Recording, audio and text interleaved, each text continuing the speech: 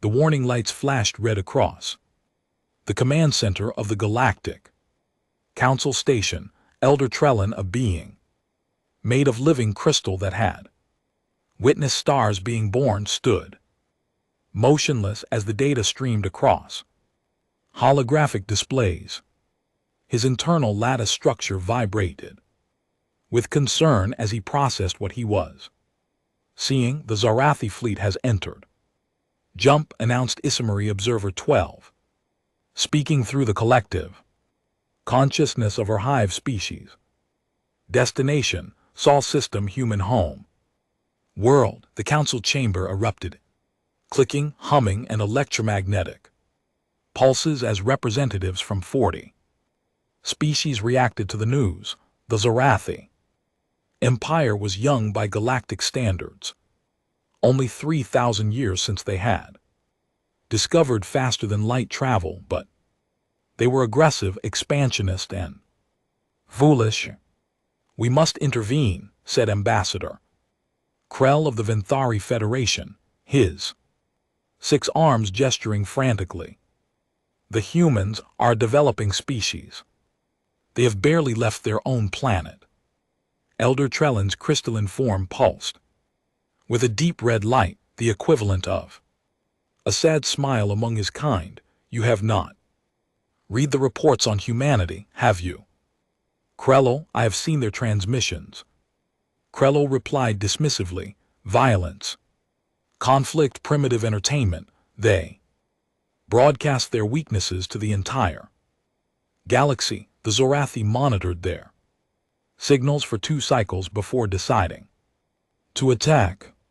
The Ismari observers' mandibles clicked together in what humans would recognize as laughter.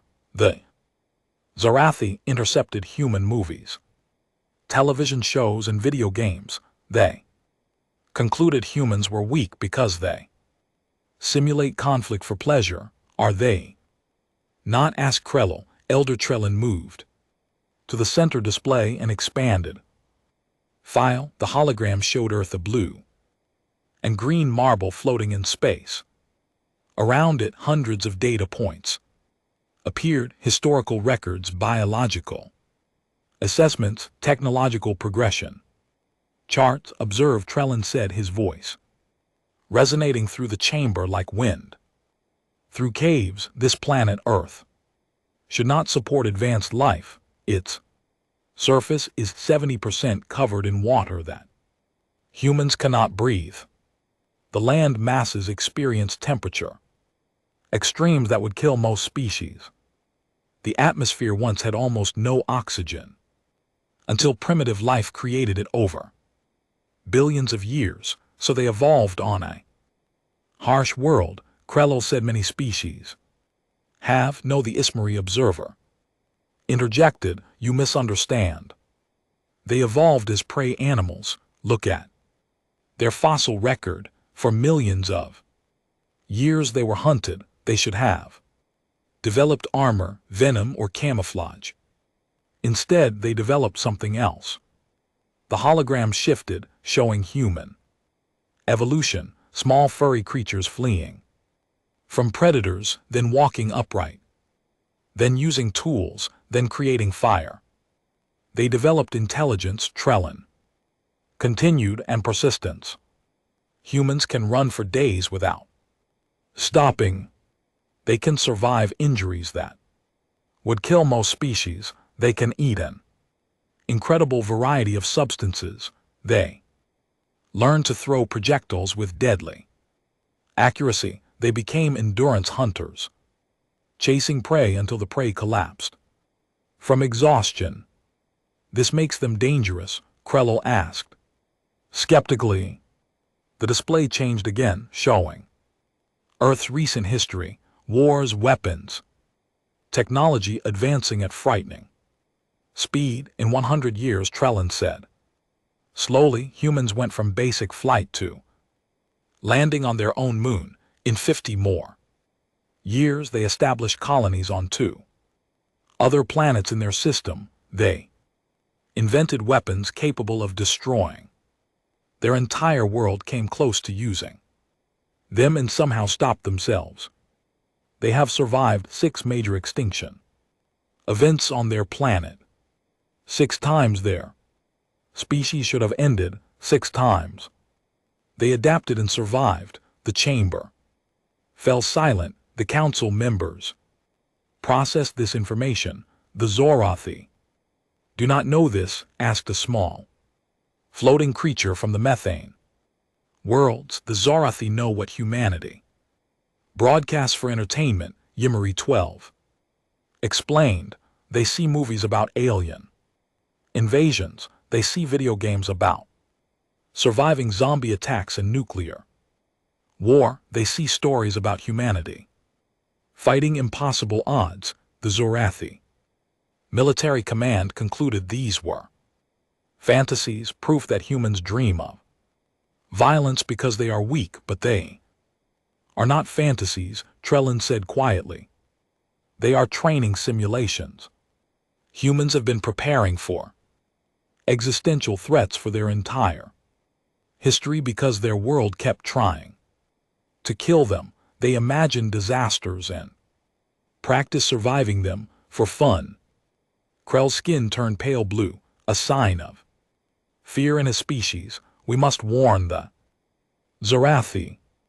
We cannot, said the council arbiter, an ancient being of pure energy. The law is clear. We do not interfere in conflicts between non-member species. Both humanity and the Zorathi Empire have been contacted but declined membership.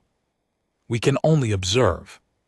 Then we will watch a massacre, Krell whispered. Yes, Trellin agreed, but I do not think it will be the massacre the Zorathi expect. The view screen shifted to show the Zorathi armada, 300 warships, each capable of destroying a city from orbit.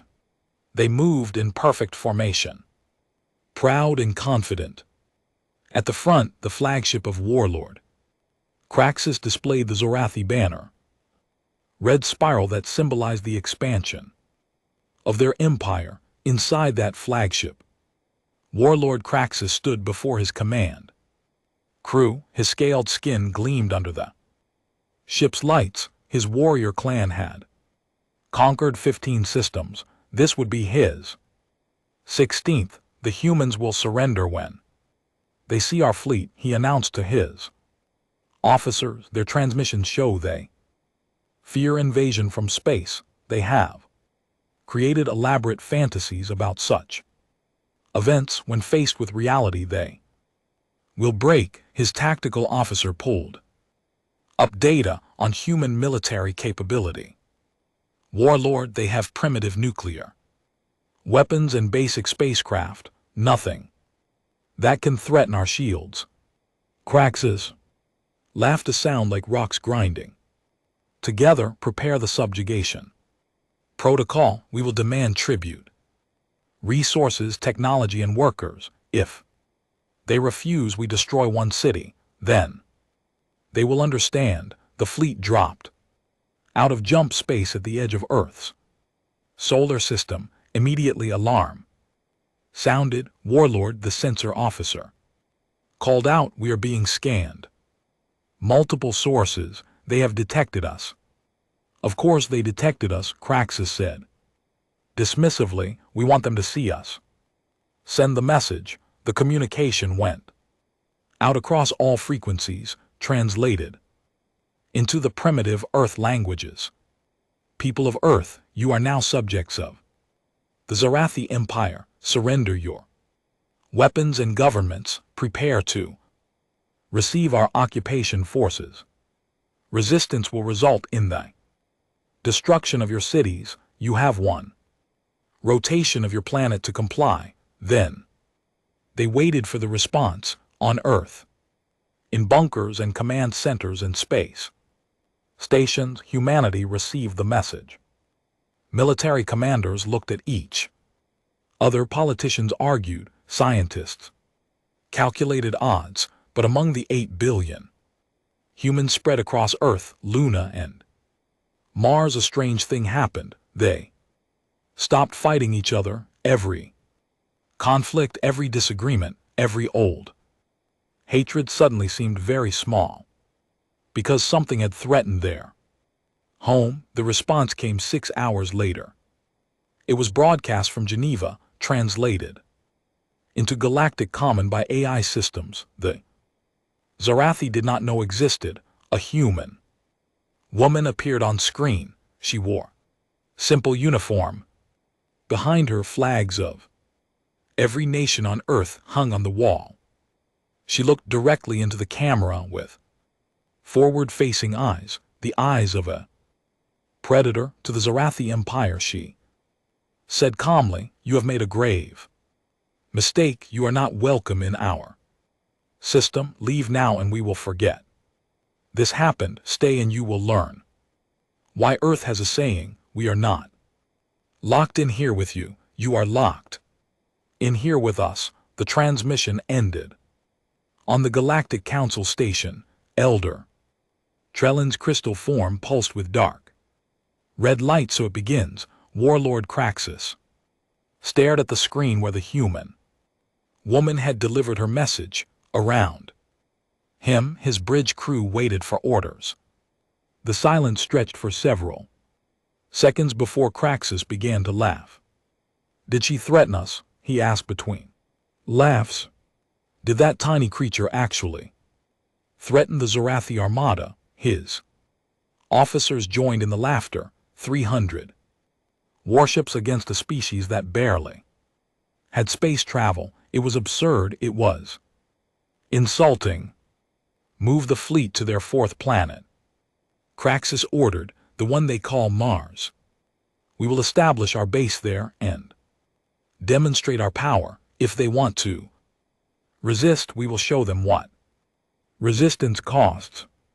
The Zarathi fleet moved inward through the solar system. They passed the orbit of Jupiter, its massive bulk visible on their sensors. They passed the asteroid belt, noting the primitive mining stations floating among the rocks.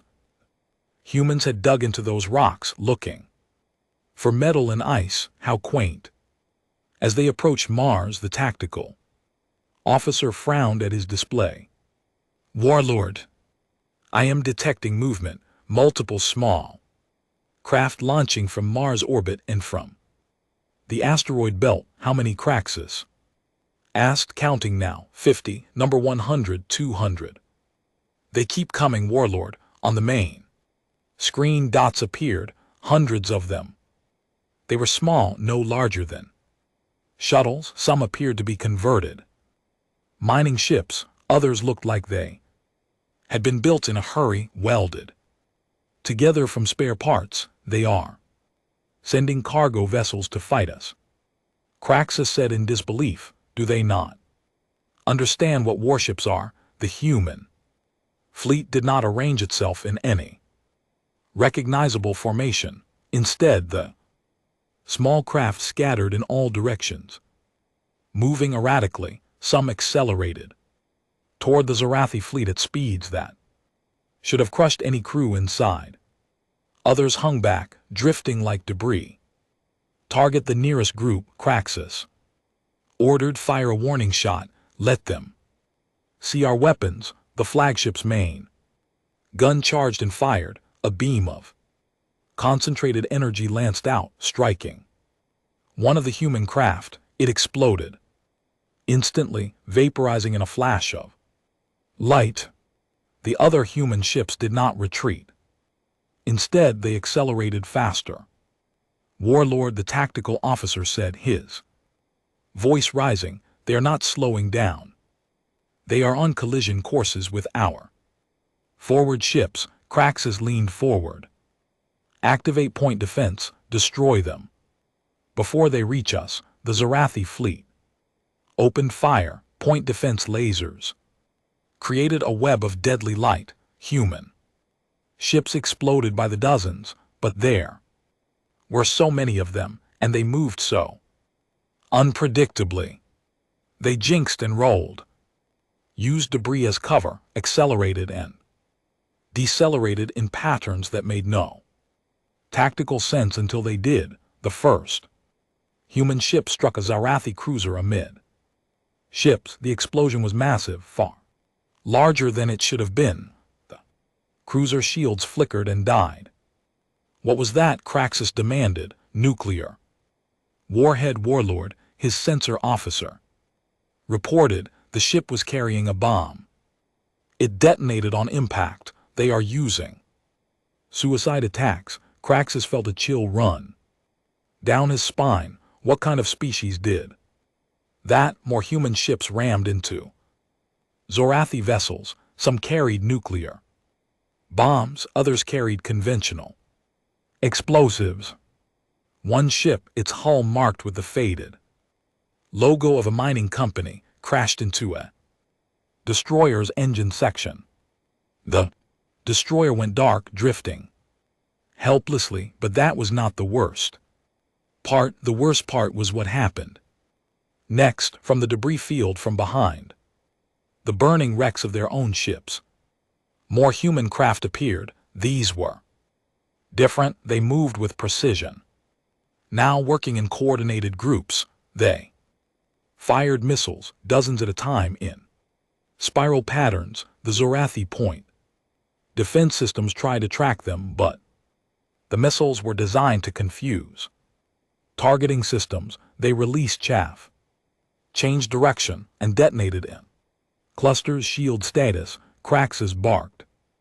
Forward shields at 60%. We have lost 8 ships, 12 more damaged. 8 ships. In the first engagement they had lost 8 ships to an enemy flying converted cargo haulers and mining equipment. All ships combat formation. Delta. Craxus ordered. Focus fire. Destroy every human craft in range. The Zorathi fleet regrouped, tightening their formation. Their combined firepower was devastating. Human ships died by the dozens, then by the hundreds, but they kept coming, and they were learning. On the bridge of the human command ship, a converted colony transport called Hope's Defiance. Admiral Chen watched the tactical display. She was 70 years old, too old for combat by traditional standards, but she had been a naval officer before retiring to help establish Mars colony. When the Zorathi arrived, she was the highest ranking military officer in the system. They are clustering their ships, her tactical officer reported. He was 23, fresh out of the academy and terrified. Good, Chen said calmly. That means they are scared. Implement plan. Echo, Admiral Echo will cost us another 100 ships. Chen looked at the young officer with tired eyes. Lieutenant, those pilots volunteered, every single one of them knew this was a one-way trip. They are not throwing their lives away. They are buying us time. Now implement Echo. The lieutenant swallowed hard and entered the commands across the human fleet. 100 ships changed course. They were the oldest vessels, held together with quick welds and prayers. Their crews had already evacuated into escape pods. These ships were now controlled by AI, loaded with every explosive the colonies could spare. They accelerated toward the center of the Zorathi formation. The Zorathi saw them coming and opened fire. Most were destroyed before reaching their targets, but 30 got through. 30 ships traveling at incredible speeds, each carrying nuclear warheads. The explosions lit up space like new stars.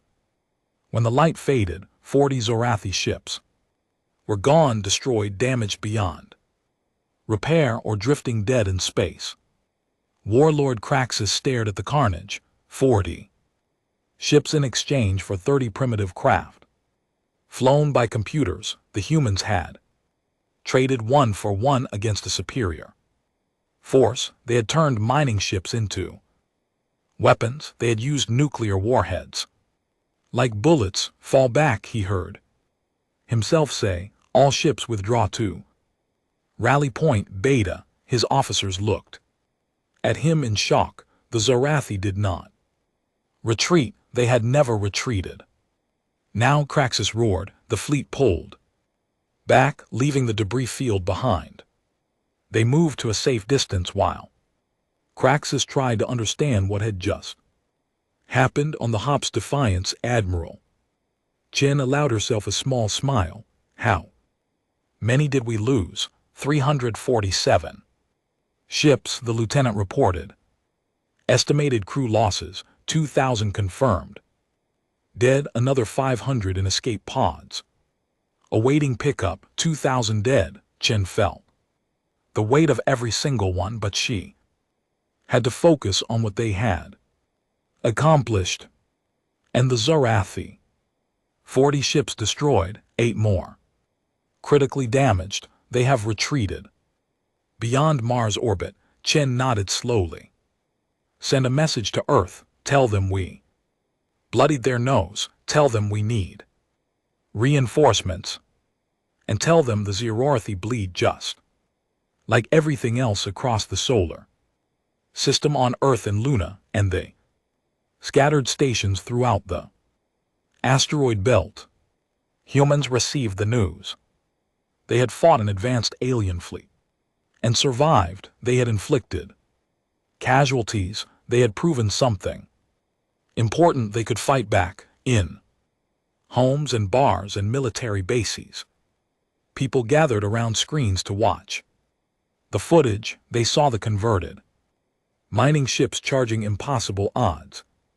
They saw the nuclear detonations. They saw human pilots ejecting from doomed craft at the last possible second, trusting their rescue beacons would be found. And something ancient and primal awoken the human species. Their home had been threatened. Their people had died defending it, and now, as they had done for hundreds of thousands of years, when faced with existential threats, humanity began to organize for war. Warlord Craxus sat in his command chair, reviewing the battle data. His strategic AI had calculated the probabilities. With their current forces, they could still take Earth. The human defense had been fierce but ultimately futile. They simply did not have enough ships, but the cost would be high, much higher than anticipated. And something about the way the humans fought disturbed him. They had no formation, no discipline, no apparent strategy, yet they had hurt his fleet badly. His communication officer interrupted his thoughts. Warlord, we are receiving a transmission, audio only. It is in our language. Play it, Craxus ordered. A human voice filled the bridge. It was calm, almost casual. It spoke Zarathi with a strain accent. This is Lieutenant Sarah Kim, 5th Mars Defense Squadron. I was the pilot who rammed your cruiser. You probably thought I died. I ejected. We all did. We are not fanatics. We just know how to make every shot count. You came to our home. You killed our people. This was just round 1. We are still learning, but you should know there are 8 billion of us. How many Zarathi are there? We looked it up. 4 billion. We outtreed you. We outthink you. And now we have your attention. See you in round 2. Earth sends its regards. The transmission ended. Craxus sat very still. Then he called his communications officer. Send a message to the Zarathi High Command. Tell them I request reinforcements. Tell them the humans are not what we expected. How should I describe them? Warlord Craxus thought about the converted mining ships, the suicide runs, the strange tactics. He thought about the human woman who had threatened his entire fleet. With a smile, he thought about a species that turned entertainment into training and conflict into art. Tell them, he said slowly, that we have found a species that fights like the universe itself is trying to kill them. The galactic council chamber hummed with nervous energy as Elder Trellin prepared his presentation. Around him, representatives from species across the galaxy waited, their various forms of attention focused on the central holographic display. Word of the Battle of Mars had spread quickly, and everyone wanted to understand what had happened. Honored members, Trellin began, his crystalline body pulsing with light. We must discuss humanity. The Zorathi reinforcement fleet will arrive at Sol system in 40 rotations. Before that happens, you need to understand what the Zorathi have awakened. The hologram shifted, showing Earth rotating slowly in space. Data streams appeared around it, flowing with information. This is humanity's home world. At first observation it appears unremarkable, but look deeper. The image zoomed in, showing various regions. 70% of the surface is covered in dihydrogen monoxide. Humans cannot breathe this substance, yet they learn to cross it, to dive beneath it, to harvest food from it. A Vinthari representative raised one of his 6 arms. Many species master water navigation in wooden boats 2,000 years before they discovered electricity. Trellin responded, they crossed entire oceans and vessels made from trees, guided only by stars. Many died. They kept going. The hologram changed, showing Earth's climate zones. Their planet experiences extreme temperature variations from -50 degrees to +50 degrees in their measurement system. Storms that can destroy entire cities, earthquakes, volcanic eruptions, meteor impacts, ice ages that covered half the planet in frozen water for thousands of years. How did they survive? Asked a small floating creature from the methane worlds. They adapted, Trellin said simply. Let me show you their evolutionary history. The display showed the timeline of human evolution. Small primates in trees, then walking on 2 legs, then using tools, then creating fire. They were prey animals, the Usmari observer explained, her voice carrying the weight of her hive's collective knowledge. For millions of years they were hunted by larger predators, but they had forward-facing eyes, the mark of a hunter. They had hands that could grip and throw, and they had something special. They could run for days without stopping. Hologram showed ancient humans chasing an antelope across a savanna. The animal ran fast, then stopped to rest. The humans kept coming, walking steadily.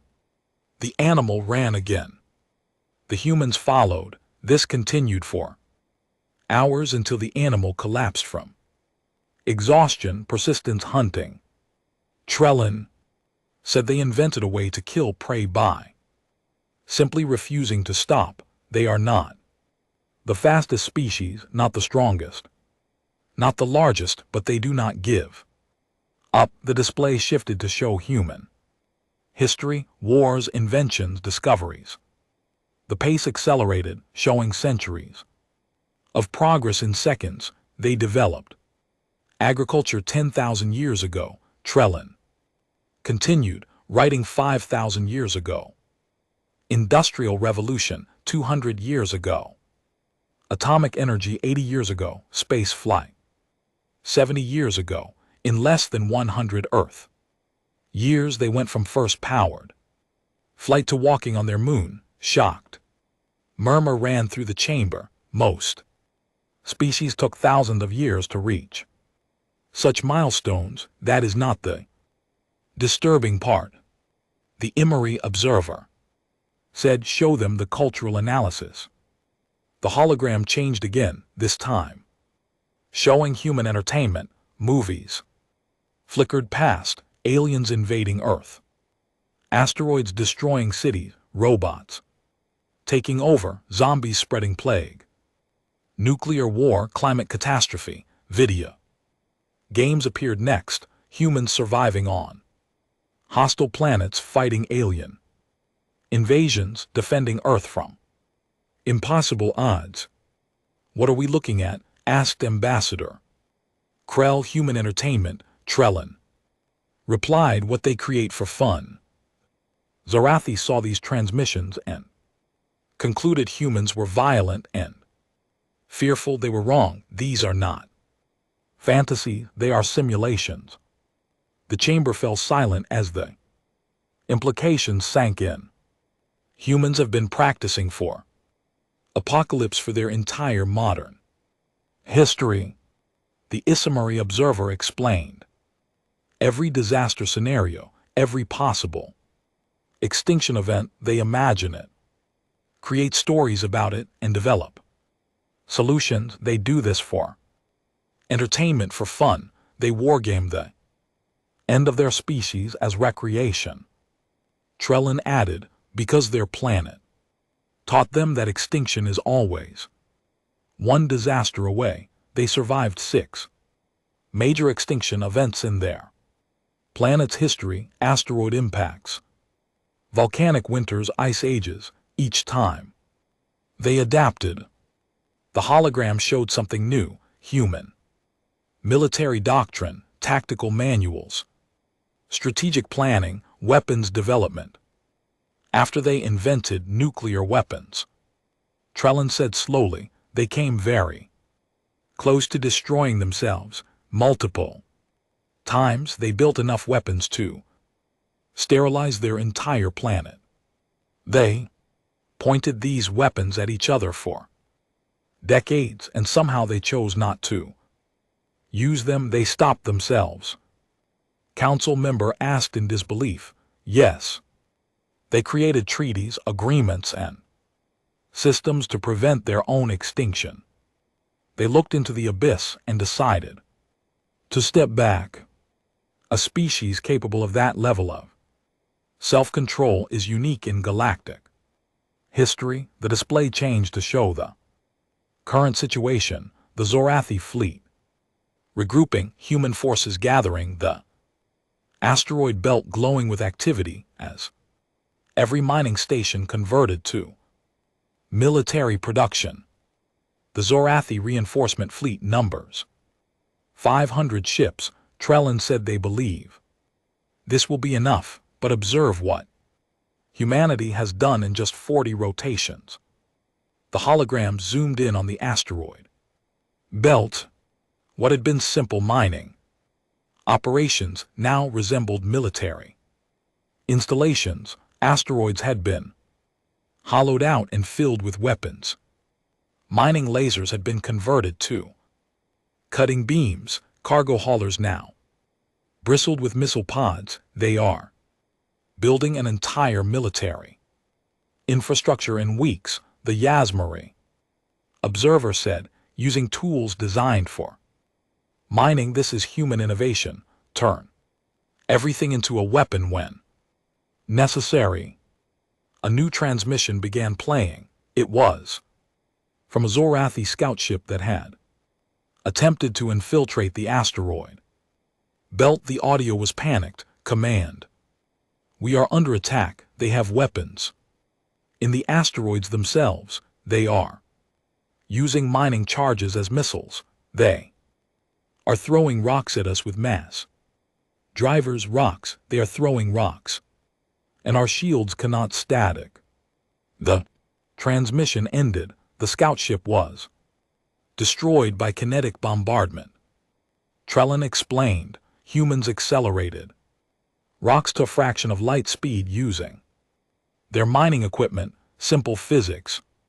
Devastating results. Ambassador Krell's skin had turned pale blue. What are we dealing with? A species, the Ismari observer said, that looks at every object and asks, how can I use this to survive? They are tool users at a Fundamental level, everything is a potential weapon, tool, or resource. The hologram shifted one more time, showing a recorded interrogation. Human pilot had been captured by the Zarathi after his ship was damaged. The Mars battle, the pilot sat in a Zarathi detention cell, injured but alive. A Zarathi officer questioned him. Why do you resist? The officer asked.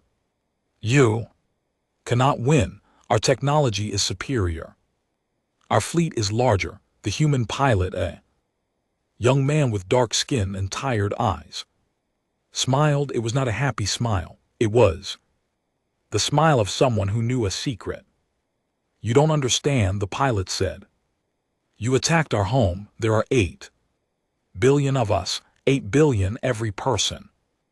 On Earth, on Mars, on Luna, in every station and settlement throughout our system. Just realized we are not alone in the universe, and the first thing aliens did was try to kill us. You should surrender, the officer insisted. Save your lives, the pilot laughed, a harsh sound. We are humans, we survived ice ages, we survived plagues that killed half our population, we survived world wars, we invented weapons that can crack planets and decided not to use them. Do you know what that makes us? What? The officer asked. The species that looked at extinction 1,000 times and said, not today. You want to know why we fight? Because fighting is what we do. It is what we have always done, against nature, against each other, against impossible odds, and we are really, really good at it. The pilot leaned forward despite his injuries. You want to know the worst part? This is us being nice. We are still following rules of war. We are still trying to minimize casualties. We evacuate our pilots before ramming your ships. We could have done this differently. We have biological weapons. We have chemical weapons. We have nuclear weapons scattered across our system. We have not used any of them because we decided as a species that some things are too terrible, but if you push us far enough, if you threaten our home badly enough, we will lose everything and we will feel bad about it afterward, but we will still do it. The officer stared at the human. You are bluffing. Am I? The pilot asked. Ask yourself this. What kind of species creates movies about their own extinction for entertainment? What kind of species practices surviving apocalypse? What kind of species looks at death and says, how can we make this interesting? That is what you are fighting. That is what you woke up. Transmission ended. The council chamber was absolutely silent. Every representative processed what they had heard. They looked at the data, the history, the analysis. They saw a species unlike any other in the galaxy. Elder Trellin spoke into the silence. The Zorathi reinforcement fleet will arrive in 40 rotations. I predict the outcome will not be what the Zorathi expect. Humanity has been preparing for this fight for their entire existence. They just did not know what form it would take. Should we intervene? Asked a council member. No, the Ismari observer said firmly. Our laws forbid it, and honestly, I'm not certain which side would need our help. The Zorathi started this war. Let them finish it, or let humanity finish it for them. What will we do with the data? Ambassador Krell asked. This analysis of humanity, we leak it, Trellin said through unofficial channels. Let the galaxy know what approaches Earth. Some species may choose to observe. Others may offer aid to the Zorathi, but everyone should know there is a new species reaching for the stars, and they are survivors. The meeting adjourned. Representatives returned to their ships and stations, carrying with them a new understanding. Humanity was no longer an isolated species on a distant world. They were something the galaxy had never seen before, a species that had spent millions of years learning how to survive against impossible odds, and they had just been given a new challenge across the galaxy. The leaked data spread. Scientists studied it, military strategists analyzed it, philosophers debated it, and everyone reached the same conclusion. The Zarathi had made a terrible mistake. They had attacked a species that treated survival as an art form, violence as a tool, and extinction as a problem to be solved. The countdown to the arrival of the Zarathi. Reinforcements continued. 40 rotations became 30, then 20, and in the Sol system humanity prepared. The Zarathi reinforcement fleet arrived in the Sol system like an approaching storm. 500 warships emerged from jump space at the edge of the system, their formation perfect, their weapons ready. Warlord Craxus watched from his flagship as the massive fleet organized itself. This time there would be no mistakes. Send a message to the human home world, Craxus ordered. Tell them they have one final chance to surrender. If they refuse, we will destroy one city every rotation until they comply. His communications officer worked for several minutes, then looked up with confusion. Warlord, there is no response. What do you mean no response? The humans are not answering our transmission. All their communication channels are active, but they are ignoring us. Craxus felt a ripple of unease. Scan the system. Where are their ships? The tactical display lit up with data, but something was wrong. The asteroid belt showed minimal activity. Mars' orbit had few ships. Even Earth's orbital defenses seemed lighter than before. Where are they? Craxus muttered. His sensor officer studied the readings. Warlord, I am detecting unusual power signatures throughout the system. It appears the humans have abandoned centralized positions. Their ships are scattered everywhere. Scattered? That makes no tactical sense. They should be gathering to defend their home world. Sir, I am picking up something else. The humans have been very busy. There are new structures in the asteroid belt, fortifications, and the asteroids themselves have been moved. They are not in natural orbits anymore. Craxus stared at the display. The humans had been moving asteroids. Why? He did not have to wait long for the answer. The first asteroid struck a Zarathi destroyer on the fleet's outer edge. The rock accelerated to impossible speeds by hidden mass drivers, hit the ship's shields with the force of a nuclear weapon. The shields held for a microcon, then failed. The asteroid punched through the hull like paper, and the destroyer exploded. Evasive action. Craxus roared, all ships scatter.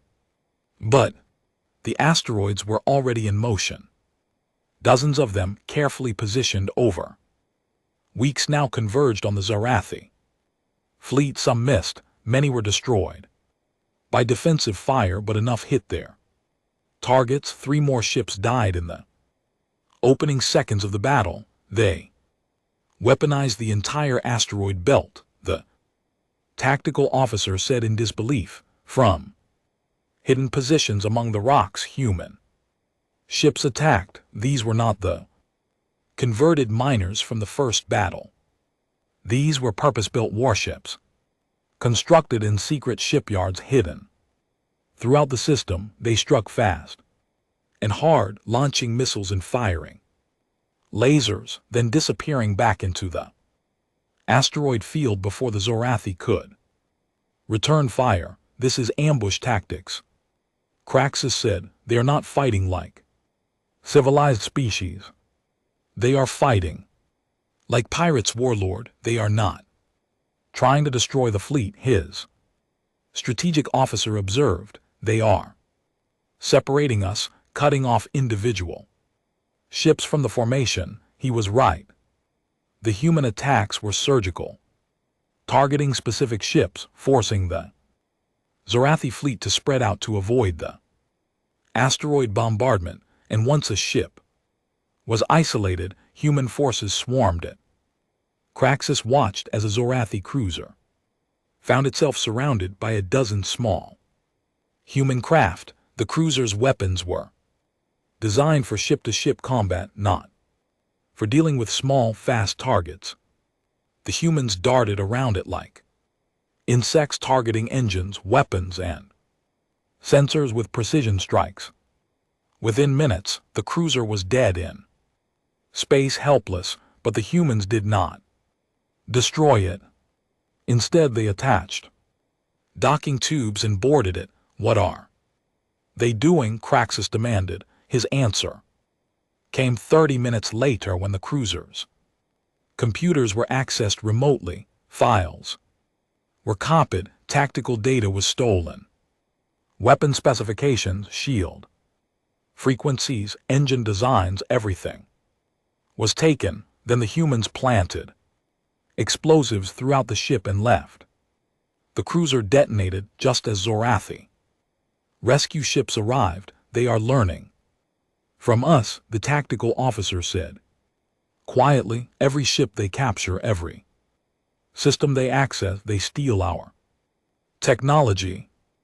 Over the next several rotations, the pattern repeated. The Zorathi fleet tried to advance toward Earth, but human forces harassed them constantly. Asteroids appeared from nowhere, guided by stealth ships the Zorathi sensors could barely detect. Human strike teams boarded isolated vessels, stole data, and sabotage systems. The Zorathi found themselves fighting an enemy that refused to engage in traditional combat.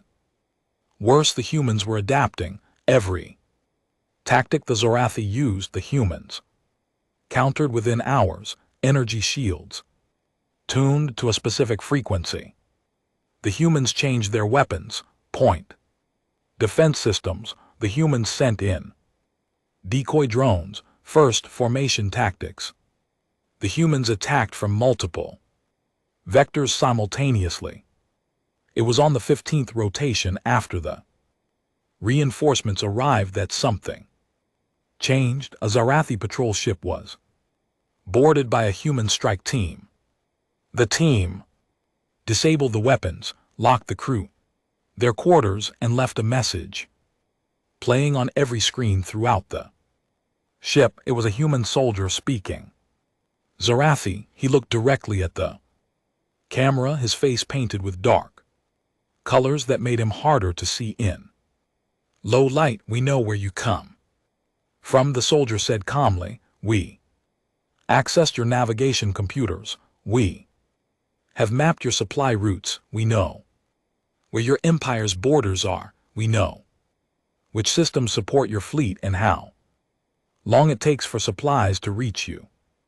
You are a long way from home. We are not. The soldier paused, letting that sink in. Go home, he continued. Leave our system, because if you stay, we will not just defend Earth, we will come for you. We have your technology. Now we have your star charts.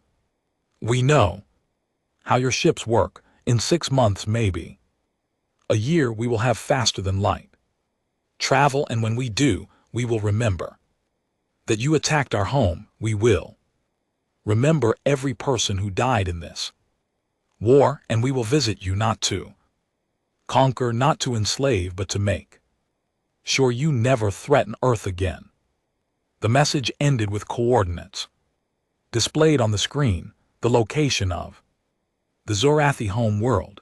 The patrol ship returned to the fleet, its crew shaken and terrified. Warlord Craxus watched the message and felt something he had not experienced in decades of military service, genuine fear. The humans were not just fighting a defensive war, they were preparing for an offensive one. Pull back to rally point Gamma. Craxus ordered, we need to regroup and reassess. The fleet withdrew, moving away from Earth toward the outer system, but even in retreat, they were hunted. Human ships followed at a distance, never engaging directly, just watching, observing, learning. It was during this withdrawal that the worst incident occurred. Zorathi supply convoy arrived from the nearest Zorathi outpost, carrying food, fuel and ammunition. Human forces intercepted it, but instead of destroying the convoy, they captured it. Every ship, every supply container, every data file was taken intact. The humans now knew what the Zorathi ate, how their ships were fueled, and what resources they needed to sustain their fleet. They had complete intelligence on Zorathi logistics. Days later, Zorathi ships began experiencing technical failures. Engines would malfunction, life support systems would glitch, weapons would fail to fire. It took the Zorathi engineers days to discover the cause. Human cyber attacks. The humans had infiltrated Zorathi computer networks and were sabotaging systems remotely. How did they learn our system so quickly? Craxus asked his chief engineer. They are adaptive learners, Warlord, the engineer replied nervously. Every ship we lose, every system they access, they analyze and understand. Their AI systems are incredibly sophisticated. They broke our encryption in weeks. That should have taken years. Craxus sat in his command chair, reviewing reports. 40 ships lost, 60 more damaged, supplies running low, enemy forces growing stronger every day. And the humans had not even committed their full fleet to battle. Earth's main defense force was still intact, waiting in orbit around their home world. They are not trying to destroy us, Craxus said aloud. They are trying to make us leave. His strategic officer nodded. Every action they take is designed to increase our costs. They make supply lines dangerous. They steal our technology. They sabotage our ships. They want this war to be too expensive to continue. It is working, Craxus admitted quietly. That night on a captured Zorathi communication relay, humans broadcast a message across Zorathi military frequencies. It was audio only, a human voice speaking. Perfect Zorathi, you are tired. You are far from home. You are losing ships. Every day it's an enemy you cannot pin down. Your supplies are running low. Your crew is afraid. This is not a war you can win. This is not even a war we are fighting. This is pest control. We are making you understand that Earth is not worth the cost. The voice paused. We have learned everything about you, how you fight, how you think, how your ships work. We have your star charts, your logistics data, your tactical doctrines. We know where your colonies are, where your supply bases are, where your home world is. In a year, maybe less, we will have ships that can reach any of those places. Do you want us to visit? Do you want to teach us how to be conquerors? Because we are very good students.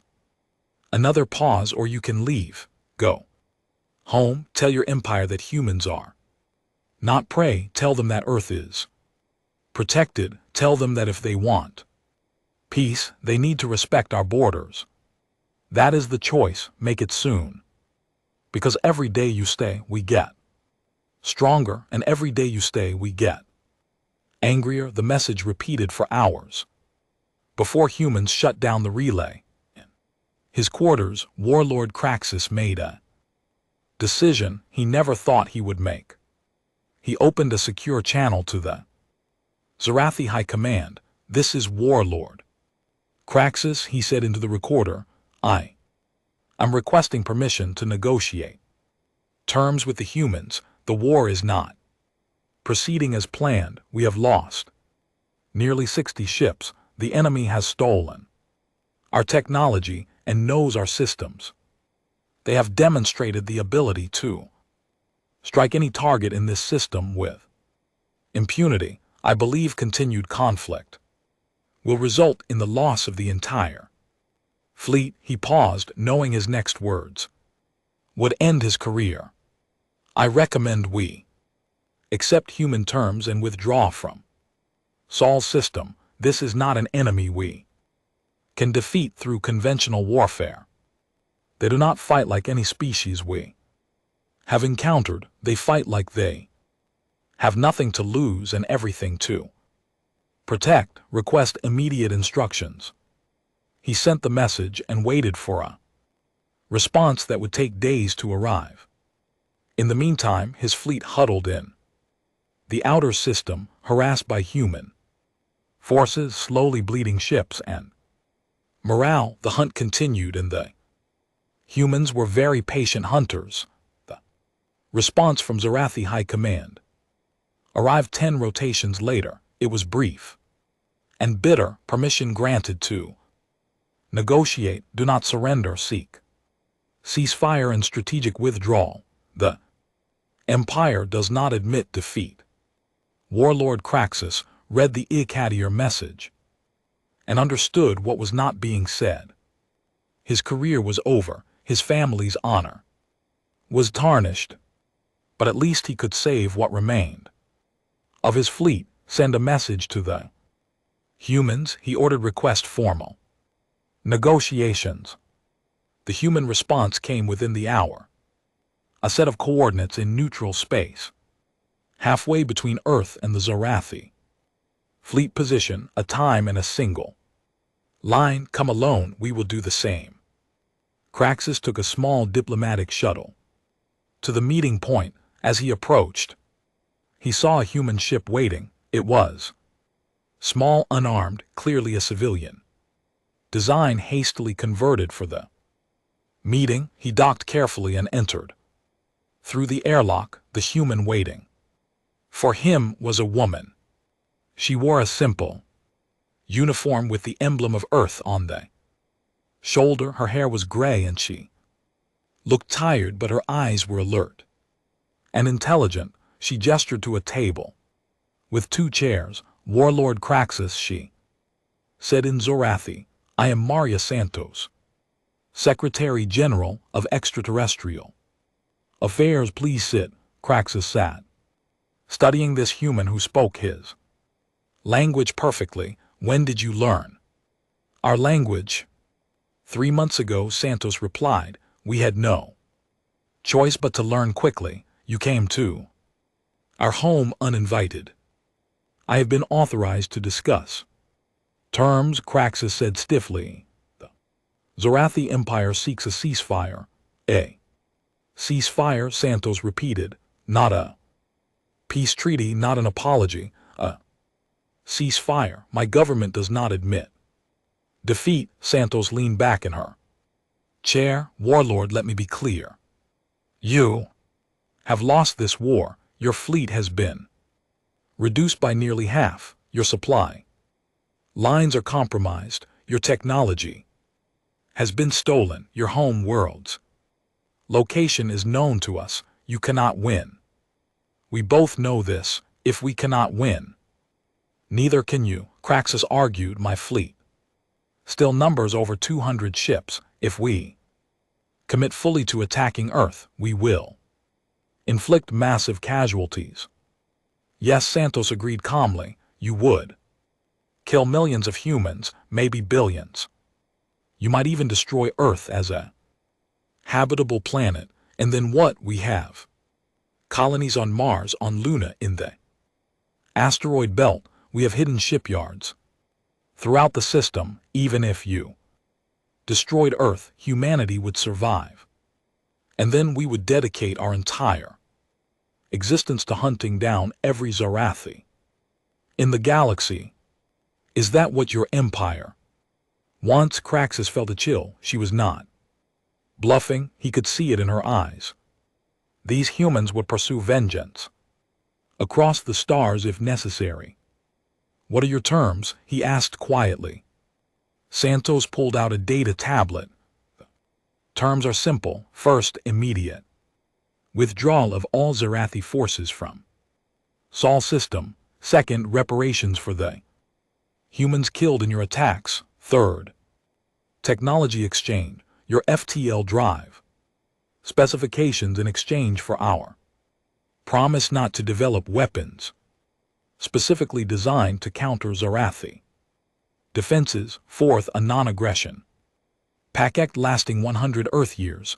Those are harsh terms, Craxus said. They are generous terms, Santos corrected. We could demand the location of every Zarathi colony. We could demand your surrender. We could demand the right to station observers on your home world. We are not doing any of that. We are asking you to leave, pay for the damage you caused, and promise not to attack us again. And if my government refuses? Santos smiled, and it was not a pleasant expression. Then we continue the war. We finish taking apart your fleet. We reverse engineer your FTL drives, which our scientists estimate will take another 6 months, and then we build ships capable of reaching your empire. We will not come as conquerors, warlord. We will come as exterminators, because you taught us that the galaxy is not a safe place. You taught us that we need to defend ourselves preemptively. She leaned forward. Do you know what humans are capable of when we decide something is an existential threat? We created nuclear weapons. We built missiles that can cross continents. We developed biological weapons that could kill billions. We stopped using them because we decided they were too terrible, but we still know how to make them. If you force us to view the Zarathi Empire as an existential threat, we will respond accordingly. Is that what you want? Craxus realized he was sweating. This human with her gray hair and tired eyes was describing genocide with clinical precision, and he believed she would do it. I will recommend my government accept your terms, he said. Good, Santos said, but there is one more thing, a fifth term that is not negotiable. What is it? Earth and her colonies reserve the right to pursue any Zarathi vessel that enters our designated security zone without permission. We define our security zone as any location from which Earth could be attacked. Craxus stared at her. That could mean anywhere, any system within FTL range of Sol. Yes, Santos agreed. That is exactly what it means. You came to our home. You threatened our species. Now you will understand that Earth is protected, not just by our ships, but by our willingness to respond to any threat. Anywhere it originates, you are claiming the right to project military power. Throughout the galaxy, we are claiming the right to protect our home. Santos corrected. If that requires projecting power, then yes, we learned a hard lesson from you, warlord. We learned that being peaceful does not make you safe. Being strong makes you safe. We will be strong. Craxus signed the treaty. What choice did he have? The Zarathi fleet withdrew from Sol system over the next 10 rotations. Human forces watched them go, weapons ready but did not fire. The war was over, but the consequences were just beginning. The Galactic Council convened An emergency session, the war between humanity and the Zarathi Empire had ended with Zarathi withdrawal and a peace treaty heavily favoring Earth. This was unprecedented. A young species had defeated an established empire. We must extend an invitation to Earth. Elder Trellin said they have proven themselves capable of interstellar conflict if they reverse engineer Zarathi FTL technology. They will be reaching out to other systems soon. It is better they do so as council members. The vote was unanimous. An invitation was prepared and sent to Earth. Maria Santos stood before the Galactic Council. 6 months later, she was the first human to enter the ancient chamber, and she looked around at the assembled representatives with curiosity and wonder. So many different species, so many forms of life. Secretary General Santos Elder Trellin said formally, on behalf of the Galactic Council, we welcome humanity. We invite Earth to join us as a member species. You will have full voting rights, access to galactic technology databases, and protection under Council law. Santos bowed slightly. On behalf of humanity, we accept. We look forward to learning from the wisdom of elder species and contributing to galactic peace. The council members relaxed slightly. Perhaps humans would be easier to work with than feared. Then Santos continued, however, we must be clear about our position. Earth was attacked without provocation. We defended ourselves. In doing so, we learned that the galaxy can be dangerous. We will maintain our military readiness. We will continue developing defensive technologies, and we will respond to any threat to Earth or her colonies with immediate force. The chamber was silent. We do not seek conflict, Santos said, but we will not be victims. Humanity has survived on a harsh world for millions of years by being adaptable, persistent, and willing to do whatever necessary to survive. We bring those same qualities to the galactic community. We hope to be good neighbors, but understand we will be strong neighbors. After the formal session ended, Elder Trellin approached Santos privately. His crystalline form pulsed with curiosity. Secretary General, may I ask you a question? Of course. During the war, your forces could have destroyed the Zarathi fleet entirely. You had captured enough of their technology to target their life support systems, disable their ships permanently, or use biological weapons against them, but you did not. You fought only hard enough to make them leave. Why? Santos was quiet for a moment. Because we are not monsters. Elder Trellin, we are humans. We fight when we must, but we prefer peace. We kill when necessary, but we do not enjoy it. The Zarathi attacked us, but that does not mean they deserved extinction. We wanted them to leave. They left. That was enough. But you threatened genocide if they returned. Yes, Santos admitted. Because we need them to believe we would do it. We need the galaxy to understand Earth is protected, not because we are cruel, but because we are capable. There is a difference. Trellin considered this. You are a paradox, peaceful but violent, gentle but dangerous. We are survivors, Santos said simply. That is what Earth teaches. Survive, adapt, protect your own. We are bringing those lessons to the stars. News of humanity's council membership spread across the galaxy. With it spread stories of the war, of converted mining ships ramming warships, of asteroids used as weapons, of soldiers who boarded enemy ships and left messages instead of Bombs of a species that fought like the universe was trying to kill them. Because for millions of years it had been. Trade missions arrived at Earth. Scientists sought technology exchanges. Diplomats established embassies. Humanity, once isolated and unknown, became part of the galactic community.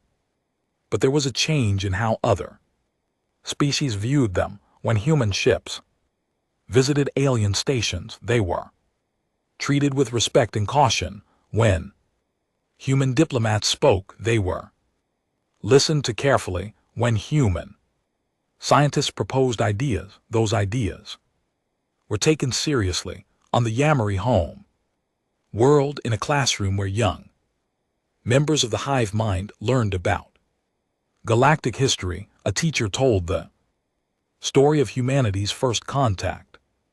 Remember, young ones, the teacher said, humans are kind, they seek peace, they value cooperation, but never forget what they are capable of.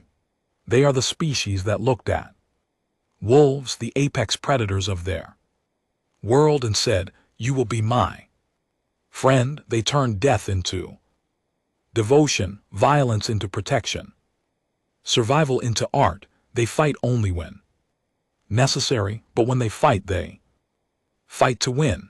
The young Mari absorbed this information into their collective consciousness. They would remember. The entire galaxy would remember. In a bar on Mars colony, human and alien workers shared drinks and stories. Ventari engineer asked the human pilot about the war. What was it like? The alien asked, fighting against such odds. The pilot, a woman named Chen, descendant of the admiral who commanded at Mars, smiled. Terrifying, exciting, necessary. We did what humans always do. We adapted, we survived, we protected our home. Would you do it again if we had to? Yes, but we hope we never have to. We fought to have peace, now we want to enjoy it. The Venthari nodded, understanding something important. Humans were not warriors by choice, they were warriors by necessity. Given the option, they would choose peace every time, but if forced to fight, they would fight with everything they had. That was the lesson the galaxy learned. That was the warning every species received. Never attack Earth, because humans do not just fight back. They adapt, they learn, they survive, and then they become your neighbor with a very long memory. The galaxy had changed. There was a new species among the stars, a species that brought with them all the lessons learned from a harsh world: persistence, adaptability, and an absolute refusal to give up. Humanity had reached for the stars, and the stars had learned to be careful around them. In the Sol system, on Earth and Mars and Luna, and in stations throughout the asteroid belt, humans went about their lives. They worked, loved, built, and dreamed. They looked up at the stars and saw not just distant lights but possible futures. Some of those futures were peaceful.